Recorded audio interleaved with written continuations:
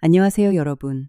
황금빛 이야기 채널에 오신 것을 환영합니다. 오늘도 즐거운 시간 되시길 바라며 영상이 마음에 드셨다면 좋아요와 구독, 그리고 따뜻한 댓글과 공유로 많은 응원 부탁드립니다. 자, 그럼 오늘의 이야기 시작하겠습니다. 그날 밤 회사 창립 기념일 파티가 열린 화려한 연회장 안은 사람들의 웃음소리로 떠들썩했습니다. 그런데 시어머니가 갑자기 마이크를 쥐고는 내 남편 곁에 서 있던 젊고 예쁜 비서의 손을 이끌며 수백 명의 하객들 앞에서 선언했습니다. 이 아이가 바로 제가 공식적으로 인정하는 우리 집안의 며느리입니다. 사방에서 박수갈채가 터져 나왔습니다. 하지만 그와 3년을 함께한 진짜 아내인 저는 마치 이방인처럼 연회장 구석에 우두커니 서 있을 뿐이었습니다. 아무도 내가 누구인지 몰랐습니다. 그 자리에서 끔찍한 모욕을 당하고 있는 여자가 대한민국 재계 1위인 태양그룹 백성일 회장의 하나뿐인 외동딸이라는 사실을 아는 사람은 아무도 없었습니다. 그때 연 회장의 거대한 문이 갑자기 열리며 검은 정장을 입은 중년 남성이 들어섰습니다. 그의 뒤로는 태양그룹의 최고위 임원진들이 고개를 숙인 채 뒤따르고 있었습니다. 그는 걸음을 멈추고 몇 초간 내 남편이 사람들 앞에서 비서의 허리를 감싸 안고 있는 모습을 두 눈으로 똑똑히 지켜보았습니다. 이윽고 그가 휴대폰을 꺼내들었고 내 휴대폰이 울리기 시작했습니다. 나는 떨리는 손으로 전화를 받았습니다. 수화기 너머로 등골이 서늘해질 만큼 차가운 아버지의 목소리가 들려왔습니다. 이혼해라. 아버지는 잠시 말을 멈추더니 이내 덧붙였습니다. 나머지는 애비가 알아서 하마. 늦가을의 차가운 비가 평창동 고급 저택의 커다란 유리창을 소리내어 때리고 있었습니다. 유리창을 타고 흘러내리는 빗물은 마치 소리 없이 흐르는 눈물 같았습니다. 화려한 샹들리에 조명으로 눈부시게 밝은 거실 안에서는 시어머니인 최명희 여사와 강남의 부유한 사모님들의 웃음소리가 끊이지 않았습니다. 값비싼 명품 향수 냄새와 뜨거운 최고급 다홍파오 차의 향이 뒤섞여 숨이 막힐 지경이었습니다. 나는 주방에 서서 묵묵히 참외와 과일들을 깎고 있었습니다. 베이지색 앞치마에는 물방울이 몇 군데 튀어 있었고 오후 내내 요리와 집안일을 하느라 낮게 묶은 머리는 약간 흐트러져 있었습니다. 거실 쪽을 보니 최 여사는 고급 소파에 다리를 꼬고 앉아 최고급 찻잔을 든 채 거만한 목소리로 말하고 있었습니다. 우리 도진이가 이제 일성 코퍼레이션 대표이사잖아요. 아무 여자나 그의 옆에 설 자격이 있나요? 그녀의 친구들이 즉각 맞장구를 쳤습니다. 그럼요, 명희 언니. 도진이가 인물도 좋고 능력도 뛰어난데 줄을 서는 아가씨들이 얼마나 많겠어요. 듣자 하니 요즘 회사의 새로운 비서가 그렇게 예쁘다면서요. 최 여사는 만족스러운 듯 웃음을 터뜨렸습니다. 송현우, 그 아이 말인가요? 얼굴도 예쁘고 일도 싹싹하게 잘하지만 무엇보다 분수를 알고 처신을 잘해요. 과도를 쥐고 있던 내 손이 흠칫 멈췄습니다.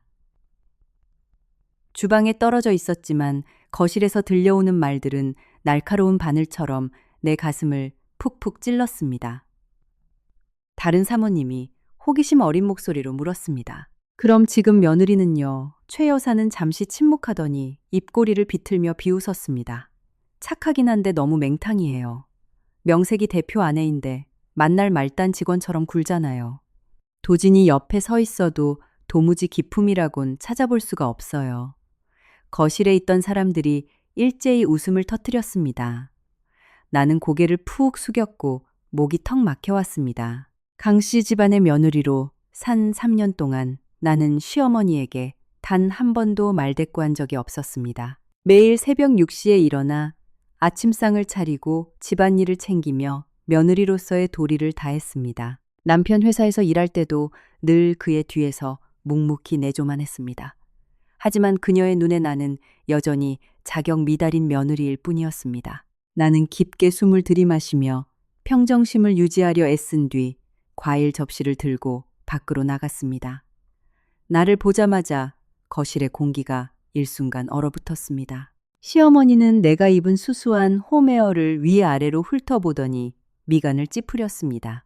다음 주 회사 창립 기념일 파티 준비는 다 했니? 나는 조용히 대답했습니다. 네 어머니, 평소처럼 촌스러운 옷은 입지 마라. 그녀는 찻잔을 내려놓으며 핀잔을 주었습니다. 그날은 중요한 VVIP 파트너들이 많이 오는 자리야. 도진이 옆에 서려면 최소한 그의 체면은 세워줘야 할 거 아니니. 내가 대답하기도 전에 그녀는 친구들을 향해 차갑게 웃으며 말했습니다. 솔직히 말해서 밖에서 며느리라고 소개하기도 부끄러울 때가 한두 번이 아니에요. 또다시 낄낄거리는 웃음소리가 퍼졌습니다. 나는 화려한 거실 한가운데에 얼어붙은 듯 서 있었습니다. 따뜻한 노란 조명 아래 서 있었지만 내 존재가 한없이 작고 초라하게만 느껴졌습니다.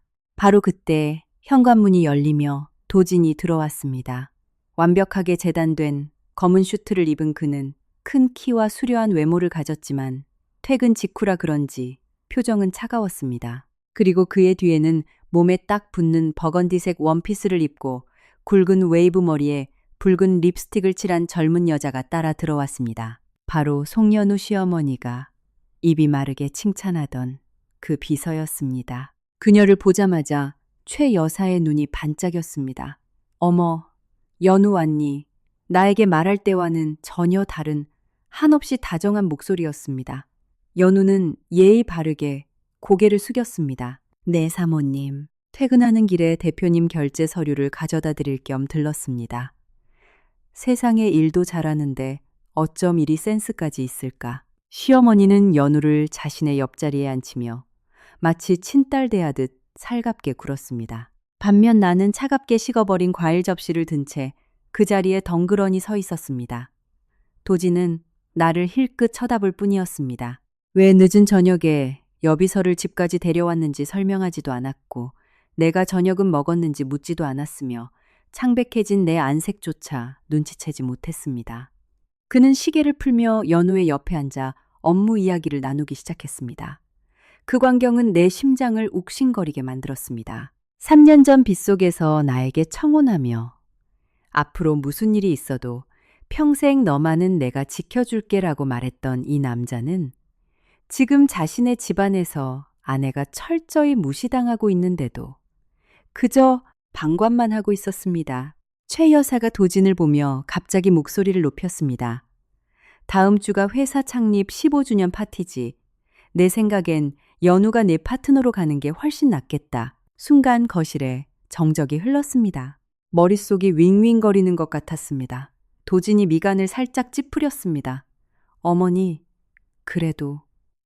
하지만 최 여사는 그의 말을 단호하게 끊었습니다. 내 말이 틀리니 대표 옆에 서는 사람은 사교성도 있어야 하고 인맥도 관리할 줄 알아야 해. 그러고는 나를 실망스럽다는 듯 흘겨보았습니다. 저렇게 목석처럼 가만히 서 있는 사람 말고요. 연우는 당황한 척 연기를 했습니다. 사모님, 그런 말씀 마세요. 혜원 사모님이 속상하시잖아요. 하지만 그녀의 입꼬리는 미세하게 올라가 있었습니다. 나는 그 미소를 똑똑히 보았습니다. 그 순간 나는 깨달았습니다. 이 여자는 결코 단순한 비서가 아니라는 것을. 그녀는 자신이 무슨 짓을 하고 있는지 정확히 알고 있었습니다. 하지만 무엇보다 가장 끔찍한 것은 도진의 침묵이었습니다.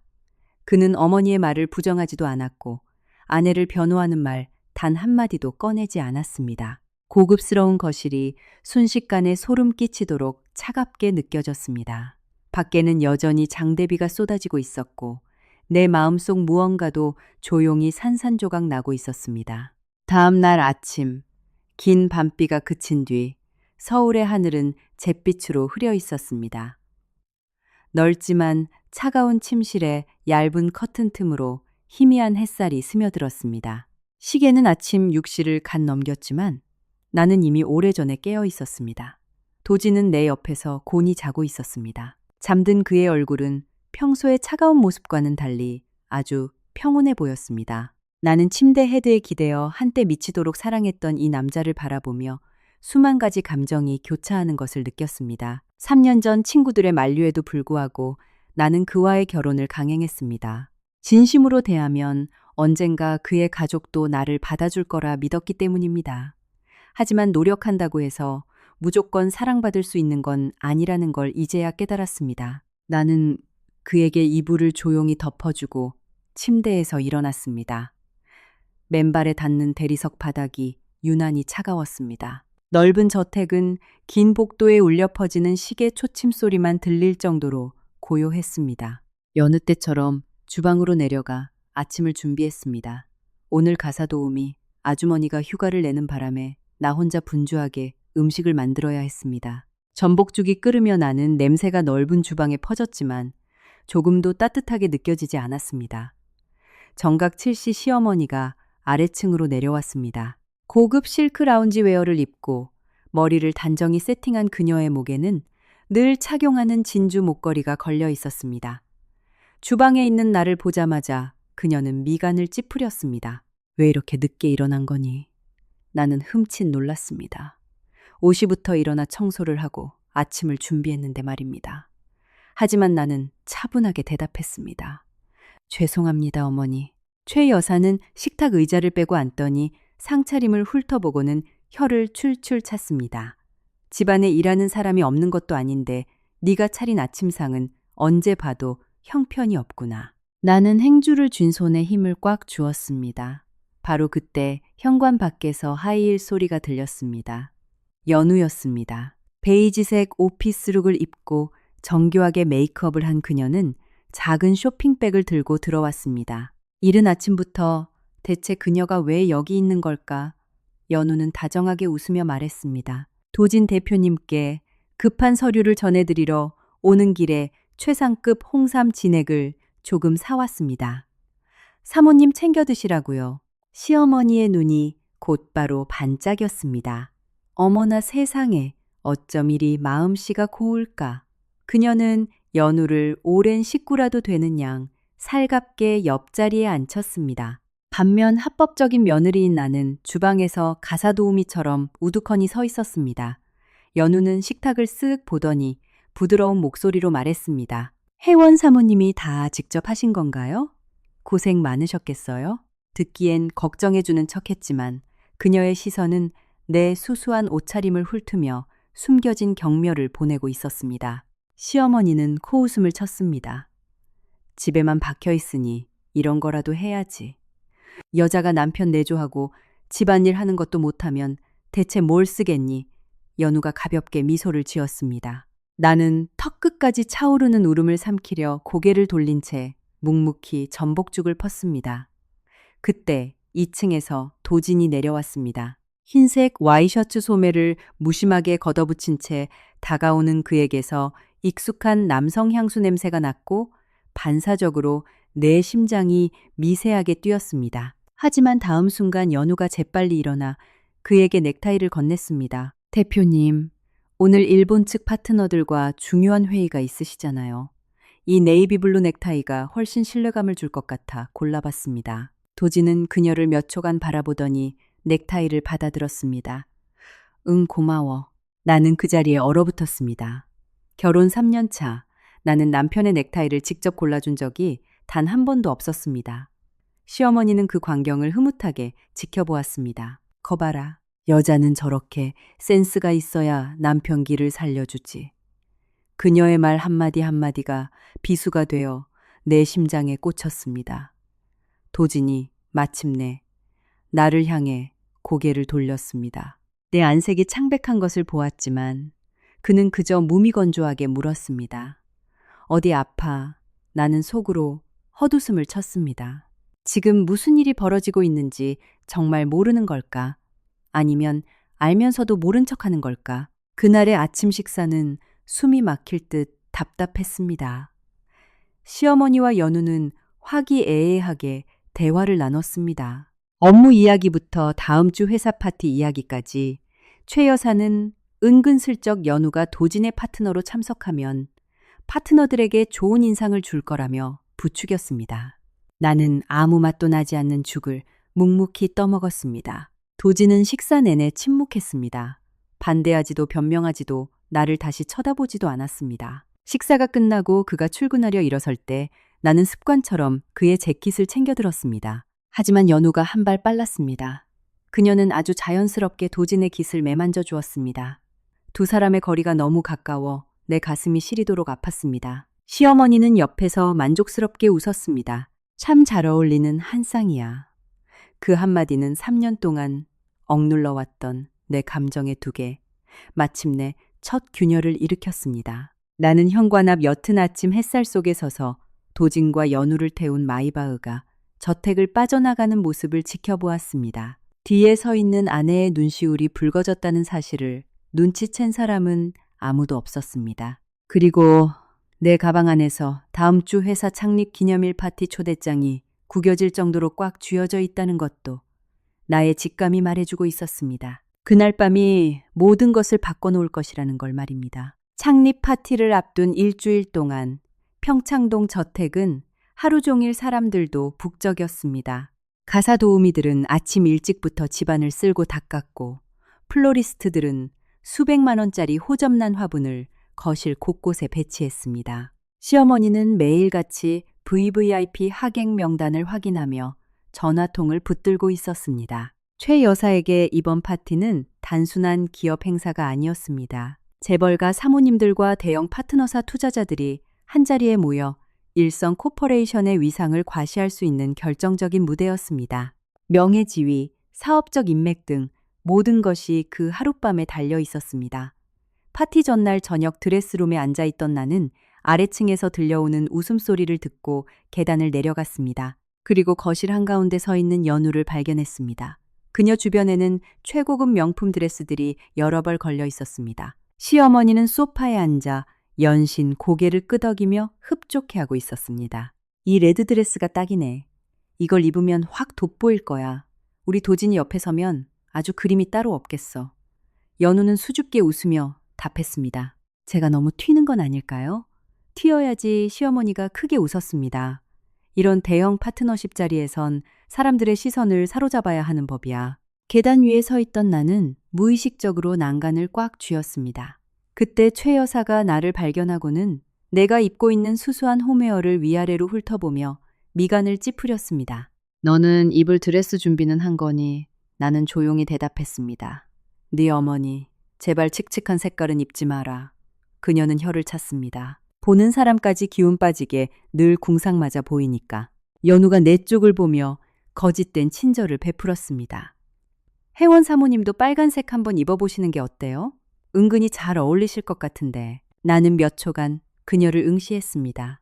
이 여자의 그 부드러운 미소 뒤에 숨겨진 가증스러움이 소름 끼치도록 싫었습니다. 내가 대답하기도 전에 현관문이 열리고 도진이 들어왔습니다. 늦은 회의를 마치고 온 터라 얼굴엔 피곤함이 가득했습니다. 하지만 몸에 딱 붙는 붉은 드레스를 입은 연우를 보자 그의 시선이 몇 초간 그곳에 머물렀습니다. 아주 짧은 순간이었지만 내 심장이 차갑게 식어버리기엔 충분한 시간이었습니다. 시어머니가 곧바로 웃으며 물었습니다. 도진아, 연우 이 드레스 어떠니? 도진은 시계를 풀며 무심하게 대답했습니다. 괜찮네요. 짧은 대답이었지만 최 여사는 세상을 다 가진 듯 기뻐했습니다. 거봐, 내 안목이 맞다니까. 그러고는 나를 향해 쏘아붙였습니다. 너는 내일 제발 좀 멀쩡하게 입고 와라. 밖에서 사람들이 일성 코퍼레이션 대표 아내가 촌뜨기라고 흉보지 않게 나는 침묵했습니다. 도진은 그 자리에 서서 모든 걸 듣고도 아무 말 하지 않았습니다. 내 마음속의 공허함은 걷잡을 수 없이 커져갔습니다. 그날 밤 나는 뜬 눈으로 밤을 지새웠습니다. 통유리창 너머로 서울의 화려한 야경이 반짝이고 있었습니다. 화장대 앞에 앉은 나는 며칠 전부터 준비해둔 하얀색 드레스를 멍하니 바라보았습니다. 작년 내 생일날 아버지가 선물해 주신 심플하지만 우아하고 고급스러운 드레스였습니다. 나는 내일 밤 파티가 처음으로 도진이 수많은 사람들 앞에서 당당히 내 손을 잡아줄 날이라 믿었었습니다. 하지만 이제는 더 이상 확신할 수 없게 되었습니다. 다음 날 아침 평창동 저택은 일찍부터 부산스러웠습니다. 시어머니는 몇 번이나 옷을 갈아입으며 거울 앞을 떠나지 않았고 수행 기사들은 차량을 대기시키느라 분주했습니다. 나는 방안 화장대 앞에 조용히 앉아 메이크업을 하고 있었습니다. 립스틱을 바르려던 찰나 휴대폰이 울렸습니다. 화면을 보니 아버지였습니다. 나는 조금 놀랐습니다. 아버지는 업무 시간에 사적인 전화를 거의 하지 않으시는 분이었으니까요. 네 아버지. 수화기 너머로 익숙하고 중후한 목소리가 들려왔습니다. 오늘 시댁회사 창립 파티라고 했지. 나는 희미하게 미소 지었습니다. 네, 아비도 갈까.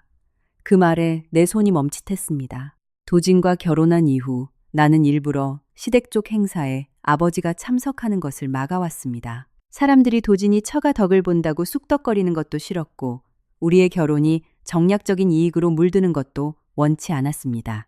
나는 부드럽게 대답했습니다. 안 오셔도 괜찮아요, 아버지. 아버지는 잠시 침묵하더니 물었습니다. 잘 지내고 있는 거 맞지? 단순한 질문 하나였지만 하마터면 참았던 눈물이 터질 뻔했습니다. 나는 아버지가 볼 수 없다는 걸 알면서도 애써 밝게 웃으며 대답했습니다. 그럼요, 잘 지내요. 아버지는 더 묻지 않고 천천히 말씀하셨습니다. 무슨 일이 생기면 이것만 명심해라. 내 딸은 그 누구 앞에서도 억울한 일 당하며 살 이유가 없다는 걸. 통화가 끝난 후 나는 한참을 그 자리에 앉아 있었습니다. 가슴 깊은 곳에서 형언할 수 없는 불안감이 밀려왔습니다. 그때 방문이 열리며 도진이 들어왔습니다. 완벽하게 핏대는 블랙 턱시도를 입은 그는 특유의 냉철하고 성숙한 분위기를 풍기고 있어 어떤 여자라도 한 번쯤 뒤돌아볼 만큼 매력적이었습니다. 그는 나를 몇 초간 바라보더니 말했습니다. 오늘 파티장에는 따로 가자. 나는 굳어버렸습니다. 왜요? 도진은 내 시선을 살짝 피하며 대답했습니다. 연우를 픽업해서 가야 하거든. 온몸이 돌처럼 굳는 것 같았습니다. 어느 정도 마음의 준비는 하고 있었지만 남편의 입으로 직접 그 말을 듣자 심장이 찢어질 듯 아팠습니다. 평생 나를 지켜주겠다던 남자가 아내인 나보고는 알아서 파티장에 오라 하고 다른 여자를 데리러 가겠다고 말하고 있었습니다. 나는 최대한 평정심을 유지하며 말했습니다. 나는 당신 아내예요. 도지는 잠시 침묵하다 대답했습니다. 그냥 비즈니스일 뿐이야. 또 그놈의 비즈니스. 지난 3년 동안 내가 슬퍼할 때마다, 내가 상처받을 때마다 그는 항상 그 말로 모든 상황을 무마해버렸습니다. 도지는 소매 단추를 매만지고는 몸을 돌려 방을 나갔습니다. 문을 닫기 전 그는 한마디를 남겼습니다. 너무 예민하게 생각하지 마. 문이 닫히고 넓은 방은 다시 적막에 휩싸였습니다. 나는 거울 앞에 멍하니 앉아 붉어진 눈시울로 하얀 드레스를 입고 있는 내 모습을 바라보았습니다. 한참 뒤 나는 쓸쓸한 헛웃음을 흘렸습니다. 너무나 아픈 웃음이었습니다. 처음부터 끝까지 이 결혼을 가족이라고 생각했던 사람은 오직 나 혼자였던 것입니다. 그날 밤 강남에 위치한 최고급 럭셔리 호텔 레스파스 호텔 레스페이스는 도심 한가운데 솟아오른 궁전처럼 눈부시게 빛나고 있었습니다. 호텔 밖에는 끝없이 이어지는 슈퍼카 행렬이 대기 중이었고 유명 기업인들과 VVIP 파트너들이 화려한 드레스와 턱시도를 입고 등장할 때마다 기자들의 플래시 세례가 쏟아졌습니다. 황금빛으로 장식된 화려한 대연회장에는 클래식 앙상블의 부드러운 선율이 울려 퍼졌습니다. 단정한 유니폼을 입은 호텔 직원들은 최고급 샴페인이 담긴 쟁반을 들고 우아하게 걸어 다녔습니다. 이것은 단순한 기업 창립 기념일이 아니라 상류층들이 자신들의 부와 권력을 과시하는 사교의 장이었습니다. 나는 혼자 택시에서 내렸습니다. 하얀색 실크 드레스 자락이 밤바람에 부드럽게 흩날렸습니다. 호텔 입구에 잠시 서서 화려하게 빛나는 전광판을 올려다 보았습니다. 일성 코퍼레이션 창립 15주년 기념의 밤. 설명할 수 없는 깊은 고독이 밀려왔습니다. 결혼 후 처음으로 나는 남편 없이 홀로 이 큰 행사에 참석하고 있었습니다. 도어맨이 정중하게 인사를 하며 문을 열어주었습니다. 내가 연회장 안으로 들어서자마자 수많은 사람들의 시선이 일제히 나를 향했습니다. 내가 너무 아름다워서가 아니라 오늘 밤 일성 코퍼레이션 강도진 대표의 곁에 서게 될 여자가 누구인지 모두가 기다리고 있었기 때문입니다. 수군거리는 소리들이 귓가를 맴돌았습니다. 저 여자가 강 대표 와이프 맞지? 생각보다 너무 평범한데 최 여사가 저 며느리를 엄청 싫어한다잖아. 나는 그들의 수군거림을 못 들은 척하며 조용히 안으로 걸어갔습니다. 넓은 연회장은 수천 송이의 화이트 로즈와 반짝이는 크리스탈로 장식되어 있었습니다. 중앙에는 거대한 LED 스크린이 설치된 웅장한 무대가 일성 코퍼레이션의 연역을 재생하고 있었습니다. 일성의 직원들은 모두 화려하게 꾸미고 있었습니다. 유리잔이 부딪히는 소리, 웃음소리, 그리고 값비싼 향수 냄새가 뒤섞여 머리가 어지러웠습니다.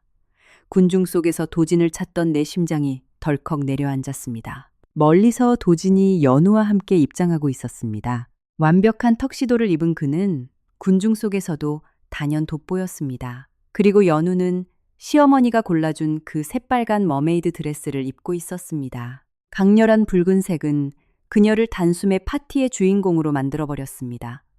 그녀의 손은 도진의 팔짱을 자연스럽게 끼고 있었습니다. 황금빛 샹들리에 아래를 걷는 두 사람의 모습은 보는 사람이 고통스러울 정도로 너무나 완벽한 한 쌍 같았습니다. 내 주변의 수군거림이 훨씬 더 커졌습니다.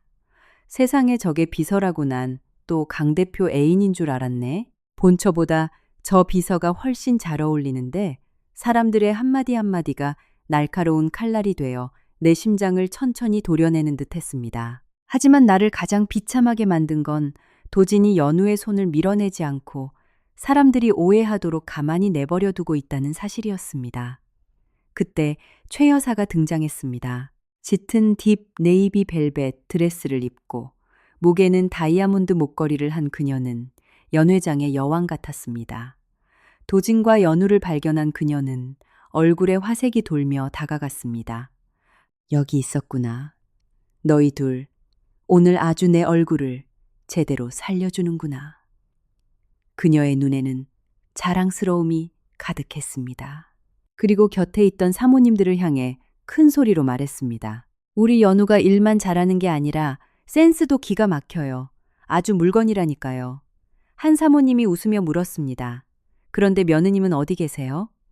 최 여사는 연회장 구석에 서 있는 나를 힐끗 쳐다보더니 차갑게 대답했습니다. 아, 저기 와 있네요. 그게 전부였습니다. 나를 소개하지도 가까이 부르지도 않았습니다. 3년을 함께 산 며느리에 대한 최소한의 예의조차 없었습니다. 나는 사람들 틈에 홀로 서서 차갑게 식은 샴페인 잔을 꼭 쥐고 있었습니다.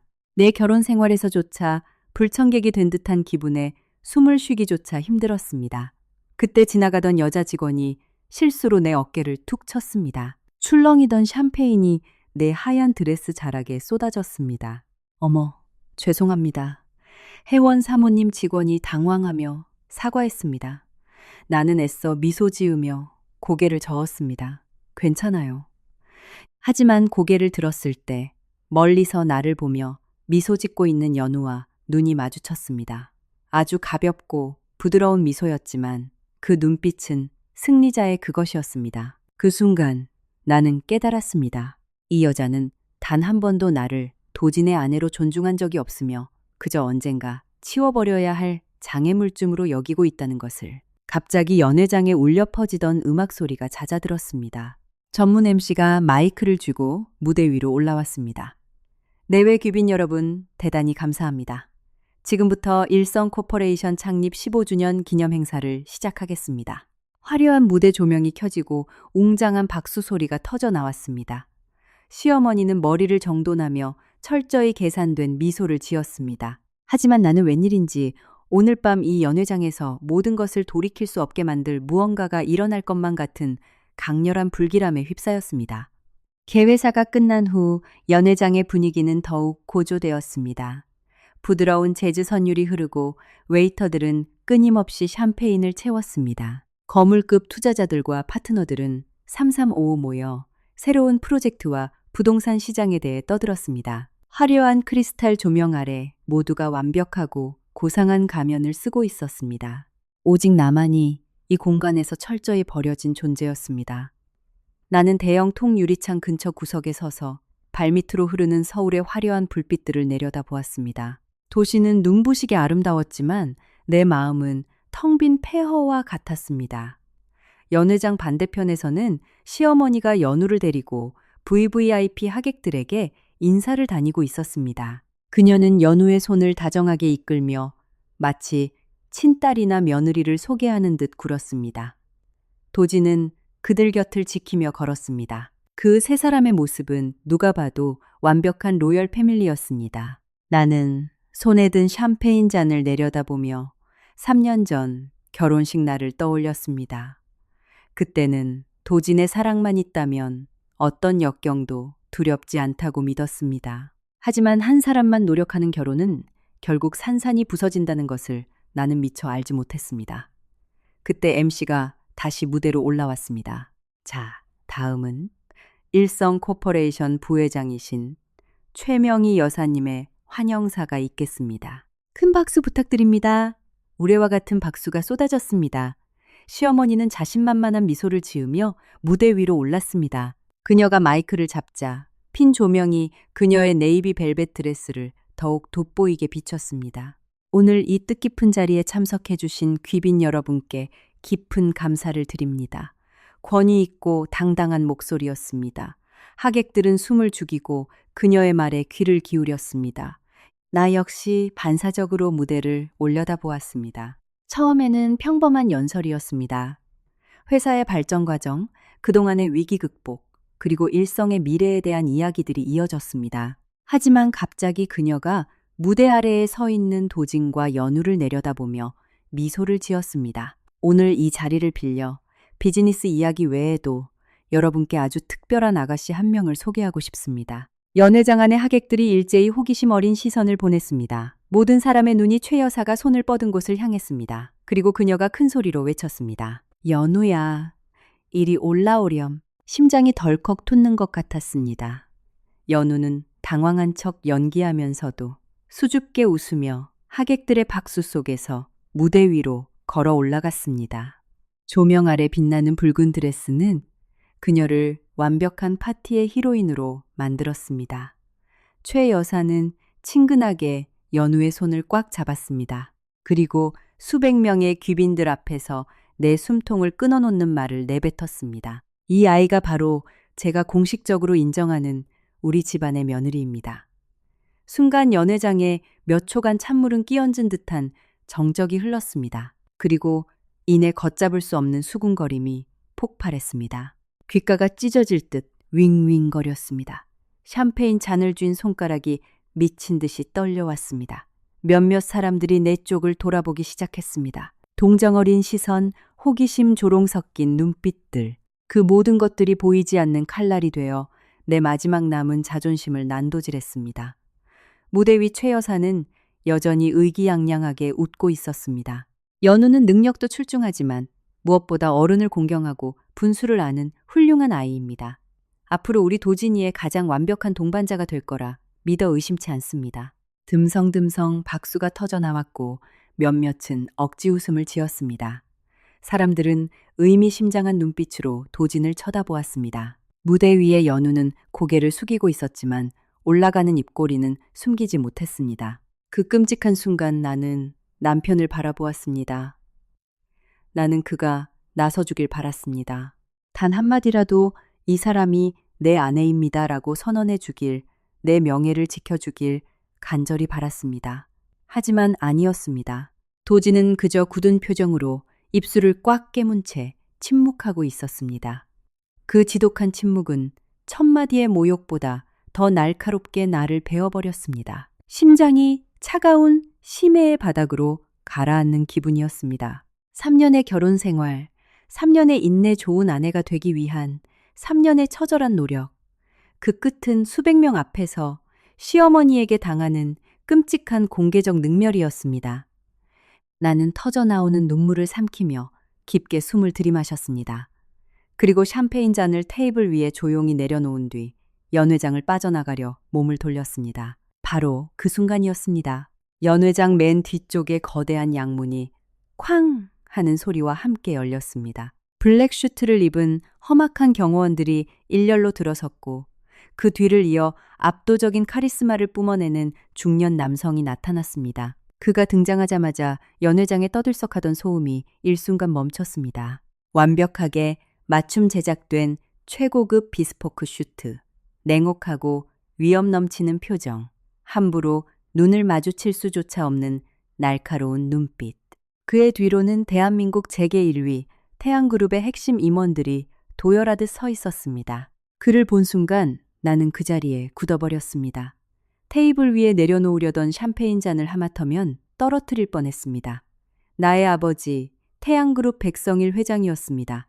아버지는 연회장 입구에 우뚝 서서 날카로운 시선으로 홀 전체를 천천히 훑었습니다. 그리고 그의 시선이 멈춘 곳은 최 여사가 연우의 손을 자랑스럽게 잡고 있는 무대 위였습니다. 연회장의 공기가 급격히 얼어붙었습니다. 몇몇 대형 파트너사 대표들은 아버지를 알아보곤 사색이 되어 자리에서 벌떡 일어났습니다. 태양그룹 백 회장님 아니야. 저분이 왜 여기에? 일성 코퍼레이션이 태양그룹이랑 그렇게 큰 거래를 쳤나. 나는 심장이 터질 듯 쿵쾅거리는 것을 느끼며 미동조차 할 수 없었습니다. 아버지가 이곳에 오실 줄은 상상도 못했고 내가 당하는 이 비참한 모습을 직접 보시게 될 줄은 꿈에도 몰랐습니다. 아버지는 아무 말 없이 그저 차갑고 살벌한 눈빛으로 무대 위를 주시하고 있었습니다. 그 숨막히는 침묵 속에서 한쪽 구석의 피아니스트가 눈치 없이 연주하던 부드러운 피아노 소리조차 웨이터의 다급한 제지로 끊어져 버렸습니다. 모두의 시선이 입구에 선 내 아버지에게 집중되었습니다. 아버지는 당장 걸음을 옮기지 않았습니다. 무대 위를 응시하던 그의 매서운 눈길이 천천히 무대 아래쪽 도진을 향했습니다. 도진의 팔에 아직도 연우의 손이 닿아 있던 그곳으로. 그 순간 도진의 안색이 백지장처럼 하얗게 질렸습니다. 그 역시 아버지를 알아본 것입니다. 도진뿐만 아니라 무대 위의 최 여사 또한 사색이 되었습니다.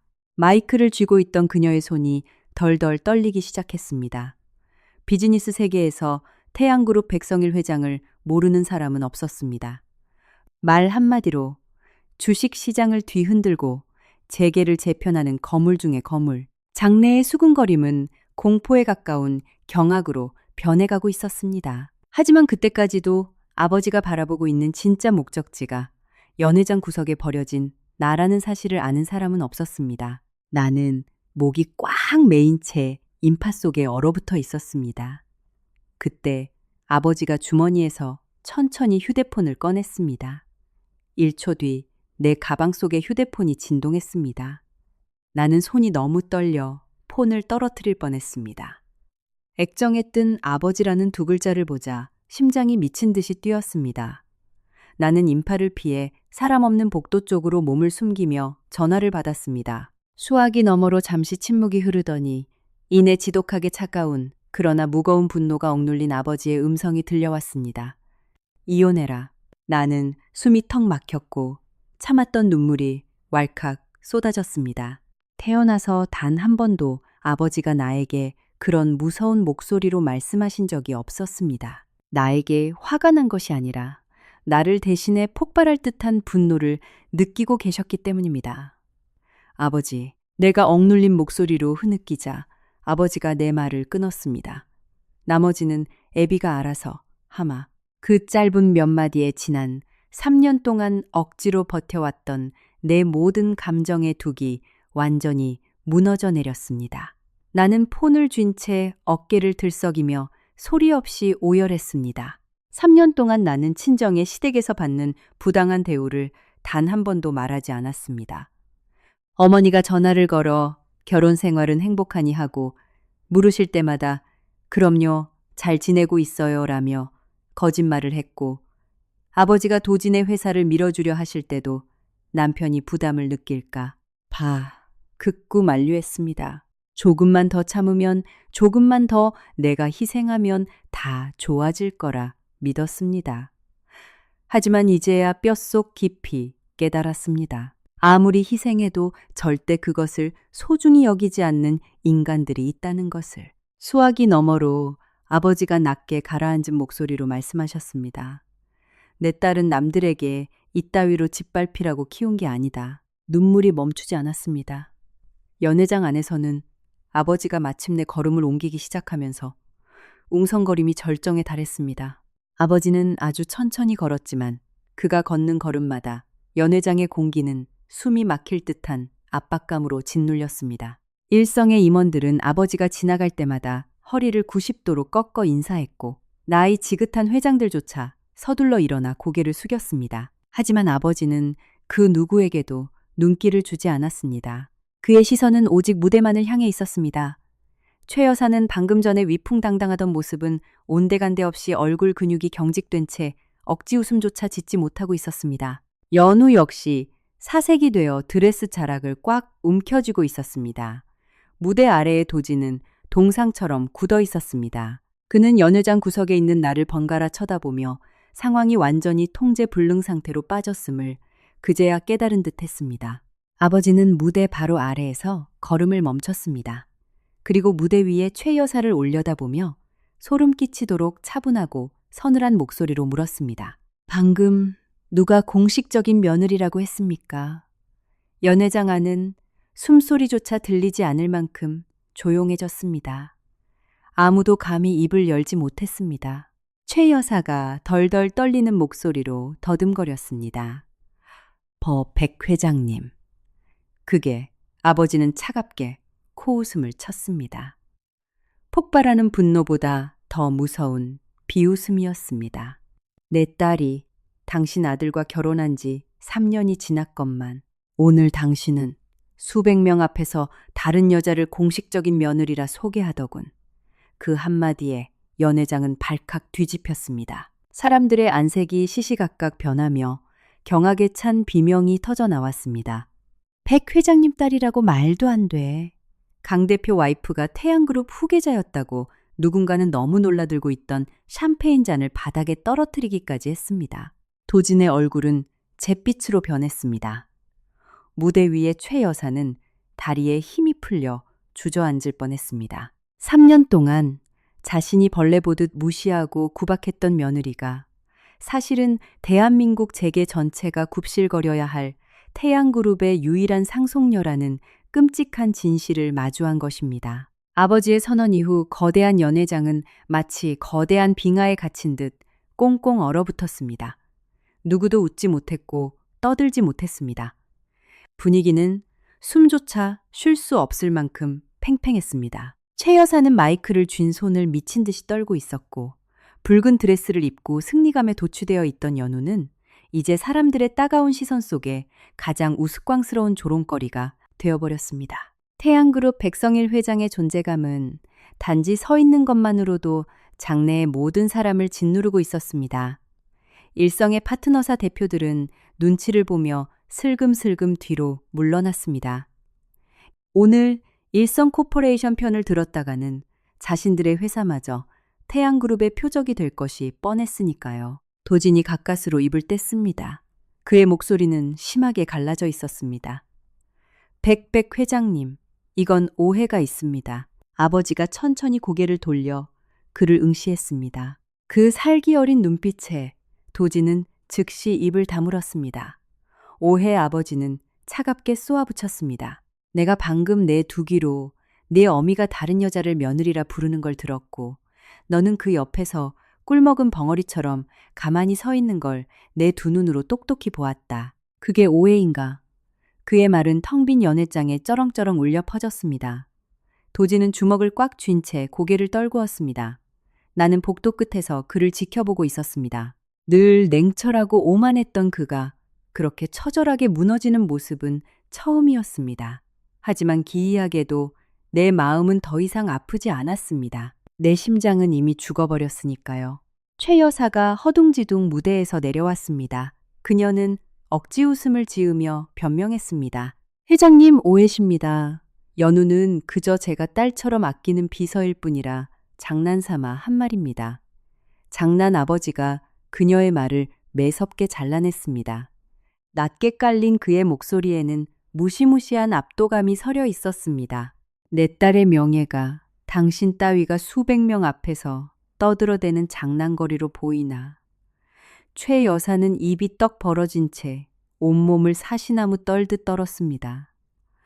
방금 전까지 그녀와 호흡거리며 웃던 사모님들도 쥐 죽은 듯 입을 다물었습니다. 그녀 앞에 선 남자는 일성 코퍼레이션을 손가락 하나로 파산시킬 수 있는 절대적인 권력자였습니다. 그때 연우가 갑자기 눈물을 뚝뚝 흘리며 흐느끼기 시작했습니다. 그녀는 가련한 척 고개를 숙이며 떨리는 목소리로 말했습니다. 전 정말 몰랐어요. 혜원 사모님이 네가 누군지는 관심 없다. 아버지가 싸늘하게 쳐다보며 말했습니다. 아버지의 시선은 아직도 도진의 옷깃에 닿아 있는 연우의 손을 향했습니다. 다만 이것만 알아둬라. 네가 팔짱을 끼고 있는 그 남자가 내 딸의 합법적인 남편이라는 사실을 사람들의 수군거림이 폭풍처럼 쏟아졌습니다. 연우는 불에 댄 듯 화들짝 놀라 도진의 팔에서 손을 떼어냈습니다. 공들인 화장 위로 눈물이 쏟아졌지만 이제 연 회장 안에 그 누구도 그녀를 동정하지 않았습니다. 모두가 상황을 정확히 파악했기 때문입니다. 시어머니가 대놓고 뒤를 봐준 여우 같은 비서 그림자처럼 무시당한 조강지처, 그리고 그 모든 상황을 방관한 비겁한 남편, 도진을 바라보는 사람들의 눈빛은 더 이상 존경이 아니라 경멸과 조롱으로 바뀌어 있었습니다. 한 홀로 기업인이 고개를 저으며 혀를 찼습니다. 저건 선을 심하게 넘었지. 옆에 있던 회장도 동조했습니다. 내 딸이 저런 꼴을 당했다면 나라도 저 회사를 가만두지 않을 거요. 그들의 속삭임은 강씨 집안의 얼굴에 쏟아지는 수백 대의 따귀와도 같았습니다. 도진은 깊게 숨을 들이마시더니 빠른 걸음으로 내 앞까지 다가왔습니다. 오늘 밤 들어 처음으로 그가 내 눈을 똑바로 쳐다보았습니다. 그의 눈동자에는 혼란, 후회, 그리고 짙은 두려움이 엉켜 있었습니다. 혜원아, 그의 목소리는 갈라져 있었습니다. 미안해. 나는 내 앞에 선 남자를 응시했습니다. 내 문자 목숨보다 더 사랑했던 남자. 수백 번 넘게 나를 지켜주기를 기다렸던 남자. 하지만 그의 사과는 내 진짜 신분이 밝혀진 후에야 비로소 튀어나왔습니다. 나는 씁쓸하게 헛웃음을 지으며 눈물을 흘렸습니다. 오늘 우리 아버지가 오시지 않았다면 당신이 나한테 사과하는 일이 있었을까? 도지는 굳어버린 채 아무 대답도 하지 못했습니다. 그 침묵이 곧 가장 명확한 대답이었습니다. 가슴이 찢어질 듯 아팠지만 동시에 기나긴 악몽에서 완전히 깨어나는 순간이기도 했습니다. 아버지가 내 곁으로 다가왔습니다. 붉어진 내 눈시울을 본 아버지의 눈빛에 짙은 슬픔이 스쳐 지나갔습니다. 아버지는 조용히 나를 자신의 등 뒤로 끌어당겼습니다. 그 든든한 등 뒤에 서자 코끝이 찡해졌습니다. 어릴 적부터 내가 괴롭힘을 당할 때면 아버지는 늘 이렇게 내 앞을 막아서 주셨습니다. 3년 동안 나 스스로 다 견뎌낼 수 있을 만큼 어른이 되었다고 믿었지만 부모님 앞에서는 여전히 보호받아야 할 어린 딸일 뿐이었습니다. 아버지는 마지막으로 도진을 쏘아보았습니다. 그리고 소름 끼치도록 차분한 목소리로 선언했습니다. 오늘부로 태양그룹은 일성 코퍼레이션과의 모든 합작 및 투자를 전면 재검토할 것이다. 연회장 전체가 발칵 뒤집혔고 도진의 얼굴은 하얗게 질리다 못해 투명해졌습니다. 최 여사는 다리에 힘이 풀려 털썩 주저앉아 버렸습니다.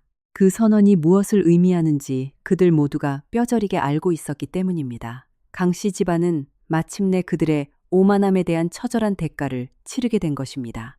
아버지의 폭탄 선언 이후 연 회장은 완전히 통제 불능의 혼란에 빠졌습니다. 더 이상 웃음소리도 샴페인 잔이 부딪히는 소리도 없었습니다. 오직 극도의 긴장감 속에서 서로 눈치만 보는 웅성거림만이 가득했습니다. 하객들은 하나둘씩 핑계를 대며 서둘러 연 회장을 빠져나가기 시작했습니다. 몇몇 주요 파트너들은 불똥이 튈까 두려워 일성 코퍼레이션 측 사람들의 눈을 대놓고 피했습니다. 가장 화려해야 할 15주년 창립 파티는 불과 10분 만에 재계의 가장 비참한 조롱거리로 전락해버렸습니다.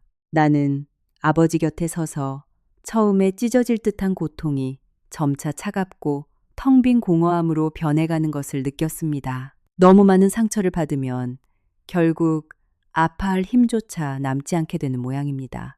도진이 다시 내 앞으로 다가왔습니다. 극심한 압박감과 절망으로 그의 두 눈은 붉게 충혈되어 있었습니다. 혜원아, 우리 제발 얘기 좀 하자. 나는 그를 무표정하게 바라보았습니다. 내 앞에 선 남자는 여전히 내가 죽도록 사랑했던 그 얼굴이 맞았지만 이제 모든 것은 변해버렸습니다. 아버지가 화를 내며 나서려 하셨지만 나는 가만히 아버지의 팔을 잡았습니다. 제가 말할게요. 아버지는 나를 몇 초간 바라보시더니 묵묵히 고개를 끄덕이셨습니다. 도진은 나를 연회장 뒤편에 복도로 데려갔습니다. 통유리창 너머로 서울의 야경이 눈부시게 빛나고 있었지만 우리 사이의 공기는 숨이 막힐 듯 싸늘했습니다. 한참의 침묵 끝에 도진이 갈라진 목소리로 입을 열었습니다. 미안해. 나는 실소를 터뜨렸습니다. 또 그놈의 미안하다는 말. 아버지가 나타난 순간부터 그가 할 줄 아는 말이라곤 그것뿐이었습니다. 나는 그의 눈을 똑바로 쳐다보며 물었습니다. 뭐가 미안한데? 도진은 멈칫했습니다. 너한테 상처 줘서. 그럼 오늘 전에는 내가 다시 물었습니다. 지난 3년 동안은 어땠어? 어머님이 나를 벌레 보듯 무시할 때, 대놓고 연우를 감싸고 돌 때, 회사 사람들이 내 흉을 볼 때, 넌 도대체 어디 있었어? 내 목소리는 크지 않았지만 한마디 한마디가 도진의 안색을 잿빛으로 만들었습니다. 그는 고개를 떨군 채 아무 말도 하지 못했습니다. 나는 그를 보며 심장이 옥죄어 오는 것을 느꼈습니다. 결혼 생활에서 가장 끔찍한 것은 배우자의 외도가 아니라 침묵입니다. 내가 난도질 당할 때 나를 지켜야 할 남편이 입을 다물고 있는 그 지독한 방관. 나는 깊은 숨을 내쉬었습니다. 도진아, 만약 오늘 우리 아버지가 오시지 않았다면 네가 나서서 날 보호해 줬을까?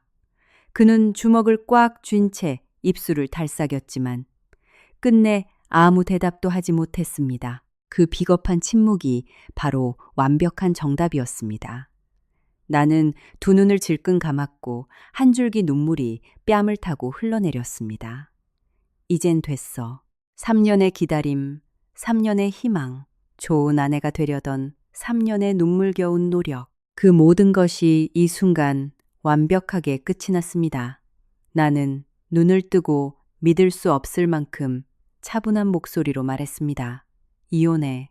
도진이 번쩍 고개를 들었습니다. 혜원아, 진심이 아니잖아. 나 지쳤어. 나는 그의 말을 단호하게 잘랐습니다. 그의 눈에 마침내 진정한 공포가 서렸습니다. 우리가 만난 이후 처음으로 그토록 무너져 내리는 표정이었습니다. 내가 다 잘못했어. 어머니께도 내가 다 설명할게. 연우도 당장 해고하고 내가 평생 너한테 보상하면서 살게. 제발. 나는 너무나도 쓰디쓴 미소를 지었습니다. 내가 원했던 건 돈이나 보상이 아니었어. 그저 내 남편이 단 한 번이라도 내 편에 서주길 바랐을 뿐이야. 하지만 넌 끝까지 그걸 하지 못했지. 도진은 절망에 빠진 얼굴로 굳어버렸습니다. 복도에 차가운 밤바람이 스쳐 지나갔습니다. 조용한 복도에는 내 심장이 조각조각 부서지는 소리만 들리는 듯 했습니다. 나는 핸드백을 열어 하얀색 봉투 하나를 꺼냈습니다. 미리 작성해둔 이혼 서류였습니다. 도지는 사색이 되었습니다. 이걸 미리 준비했다고 나는 그를 똑바로 응시했습니다. 당신이 아내인 나를 두고 다른 여자를 에스코트해서 파티장에 가겠다고 말했던 그 순간 난 이미 이 결혼이 끝났다는 걸 알았어. 파티장에 가겠다고 말했던 도진의 손이 이혼 서류를 받으며 미친 듯이 떨렸습니다. 그의 눈시울이 마침내 붉게 물들었지만 이상하게도 나는 더 이상 눈물이 나지 않았습니다. 내 심장은 이미 싸늘하게 식어버렸으니까요. 그때 저 멀리서 최 여사가 허둥지둥 달려왔습니다. 평소에 고상하고 오만하던 모습은 온데간데 없고 헝클어진 머리에 공포에 질린 얼굴이었습니다. 안 돼. 그녀는 이혼 서류를 보더니 사색이 되어 내 팔을 덥석 잡았습니다. 혜원아, 내가 다 잘못했다. 3년 만에 처음 들어보는 그녀의 애처로운 목소리였습니다. 하지만 내 마음에는 지독한 환멸감만 남을 뿐이었습니다. 최 여사는 울먹이며 애원했습니다. 내가 미쳤었어. 네가 하라는 대로 다 할게. 도진이랑 이혼만은 제발 참아주렴. 그녀의 두 눈에는 진정한 공포가 가득했습니다.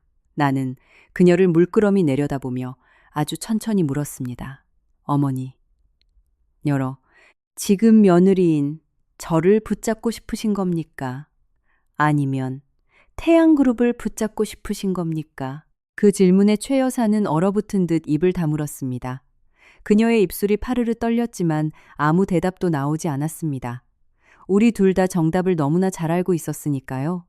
만약 오늘 내 정체가 밝혀지지 않았다면 그녀는 지금쯤 연우를 며느리라 부르며 웃고 있었을 것입니다. 생각할수록 내가 지난 3년 동안 얼마나 부질없는 짓을 해왔는지 깨달아 헛웃음이 났습니다.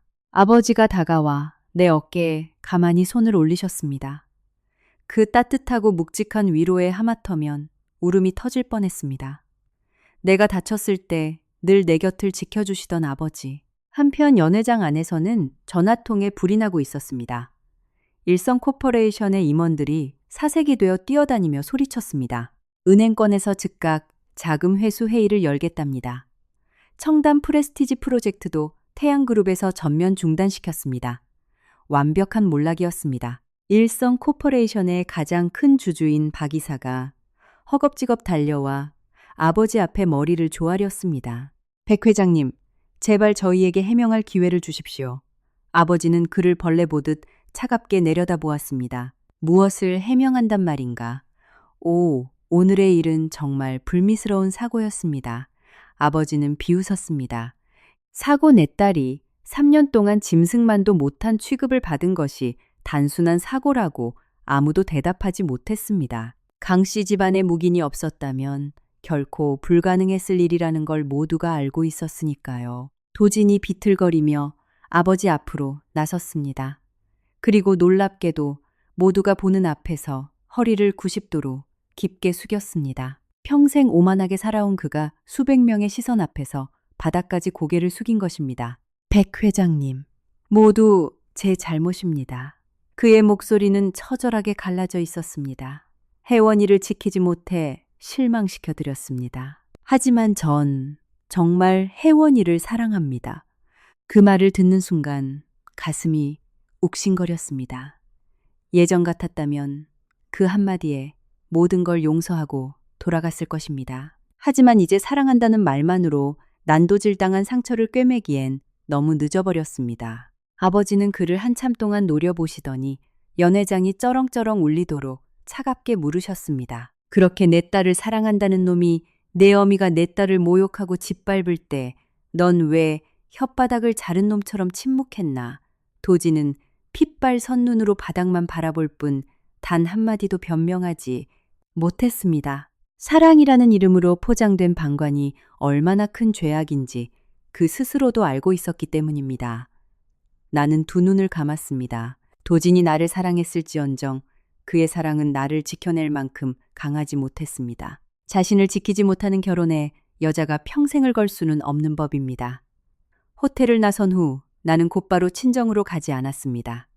마지막으로 평창동 저택에 들러 내 손으로 모든 것을 끝내고 싶었기 때문입니다. 아버지의 검은 마이바흐가 저택의 거대한 대문 앞에 조용히 멈춰 섰습니다. 차가운 밤바람이 불고 조명 아래 나무들이 흔들렸습니다. 3년 전 며느리가 되어 설레는 마음으로 들어섰던 이 집이 이제는 끔찍하도록 낯설고 차갑게 느껴졌습니다. 아버지가 차에서 내리시며 걱정스러운 눈빛으로 물으셨습니다. 정말 혼자 들어갈 수 있겠느냐? 나는 조용히 고개를 끄덕였습니다. 내 손으로 끊어내야만 마음이 온전히 해방될 수 있을 것 같았습니다. 아버지는 작게 한숨을 쉬시더니 말씀하셨습니다. 차에서 기다리마. 나는 텅 빈 집 안으로 들어섰습니다. 거실은 기괴할 정도로 고요하고 캄캄했습니다. 매일 밤 시어머니와 친구들의 웃음소리가 넘치던 소파, 내가 새벽마다 밥을 짓던 주방 도진이, 연우와 함께 들어오던 현관, 모든 것이 그대로였지만 사람들의 마음만이 지독하게 변해 있었습니다. 침실로 올라가 캐리어를 꺼냈습니다. 옷장을 열어보니 그 거대한 드레스룸에서 내 옷이 차지하는 공간은 아주 작고 초라한 구석뿐이었습니다. 옷가지와 내 사진 몇 안 되는 짐들을 챙겨 넣을 때마다 쓰라린 기억들이 스쳐 지나갔습니다. 그때 등 뒤에서 문 열리는 소리가 났습니다. 거울 너머로 엉망이 된 모습의 도진이 서 있었습니다. 구겨진 턱시도, 헝클어진 머리, 피눈물이 맺힌 눈, 침대 위에 놓인 캐리어를 본 그의 얼굴은 참담함 그 자체였습니다. 정말 갈 거야. 나는 대답 없이 짐을 챙겼습니다. 도진이 다가와 내 손목을 절박하게 잡았습니다. 혜원아, 제발 이러지 마. 나는 천천히 하지만 단호하게 그의 손을 뿌리쳤습니다. 이 상황에서도 내가 이 집에 남을 수 있다고 생각해 방 안에는 숨막히는 정막이 흘렀습니다. 도지는 고통스러운 목소리로 억울함을 토로했습니다. 내가 다 잘못했어. 방관한 거 맞고 비겁했던 것도 맞아. 하지만 난 맹세코 단 한 번도 널 배신한 적 없어. 연우와도 아무 일 없었어. 나는 어이없는 실소를 터뜨리며 그를 똑바로 노려보았습니다. 눈가에 뜨거운 눈물이 고였습니다. 아내가 수백 명 앞에서 모욕당하는 걸 뻔히 보면서 입을 다물고 있던 것. 그게 배신이 아니면 뭐야. 도지는 망치로 머리를 얻어맞은 듯 굳어버렸습니다. 내 목소리가 격하게 떨려 나왔습니다. 도진아, 난 내 모든 자존심을 다 버리면서까지 당신 가족들에게 인정받으려 노력했어. 하지만 돌아온 게 뭔지 알아. 어머니가 날 모욕할 때 당신은 나보고 참으라 했고, 연우가 선을 넘을 때도 당신은 나보고 예민하다고 했어. 그리고 오늘 밤마저 당신은 철저하게 침묵을 선택했지. 도진의 눈에서 마침내 굵은 눈물이 떨어졌습니다. 내가 본 중 가장 고통스럽고 처절한 표정이었지만 늦어도 너무 늦어버렸습니다. 그때 열린 방문 밖으로 시어머니가 뛰어들어왔습니다. 그녀는 내 캐리어를 보더니 바닥에 털썩 주저앉아 내 다리를 붙잡고 오열하기 시작했습니다. 혜원아, 내가 잘못했다. 내가 죽을 죄를 졌어. 제발 떠나지 마라. 네가 원한다면 내가 여기서 평생 네 앞에 무릎 꿇고 삶아. 평생 나를 짓밟았던 교만한 여자의 그토록 비굴한 모습. 하지만 내 마음은 흔들리지 않았습니다. 그녀가 두려운 것은 며느리를 잃는 것이 아니라 태양그룹의 자본을 잃는 것임을 너무나 잘 알았으니까요. 나는 그녀의 손을 차갑게 떼어냈습니다. 어머니, 가장 비참한 건 미움받는 게 아닙니다. 사랑받기 위해 내 모든 걸 바쳐 노력했는데도 결국 벌레 취급을 받았다는 사실이죠. 최 여사는 바닥에 엎드려 통곡했습니다. 도지는 그 끔찍한 광경 한가운데 선 채 넋이 나간 듯 나를 절망적으로 바라만 보고 있었습니다. 나는 캐리어의 지퍼를 잠갔습니다. 지휘가는 그 차가운 금소금이 나의 3년 결혼 생활의 완벽한 마침표를 찍는 소리였습니다. 나는 뒤도 돌아보지 않고 캐리어를 끈 채 집을 나섰습니다. 대문 밖에는 아버지의 차가 묵묵히 나를 기다리고 있었습니다. 나를 본 아버지는 급히 차에서 내려 문을 열어주셨습니다. 충혈된 내 눈을 보시곤 짧은 한숨을 쉬시더니 낮은 목소리로 말씀하셨습니다. 집에 가자 우리 딸. 집이라는 그 두 글자에 참았던 눈물이 왈칵 쏟아졌습니다. 3년 동안 강씨 집안을 내 집으로 만들려 발버둥 쳤지만 결국 내가 언제든 돌아갈 수 있는 유일한 집은 나를 무조건적으로 사랑해주는 친정뿐이었습니다. 마이바흐가 부드럽게 출발했습니다. 100미러 너머로 저택 대문 앞에 망연자실하게 서 있는 도진의 모습이 멀어지고 있었습니다. 그는 더 이상 쫓아오지 못했습니다. 우리의 거리는 영원히 좁혀질 수 없을 만큼 멀어지고 있었습니다. 그날 밤의 사건은 불과 한 달 만에 재계 전체에 파다하게 퍼졌습니다. 일성 코퍼레이션의 명성은 바닥으로 곤두박질 쳤습니다. 주요 파트너들은 줄줄이 계약을 파기했고 청담 프레스티지 프로젝트가 중단되면서 일성의 주가는 반토막이 났습니다.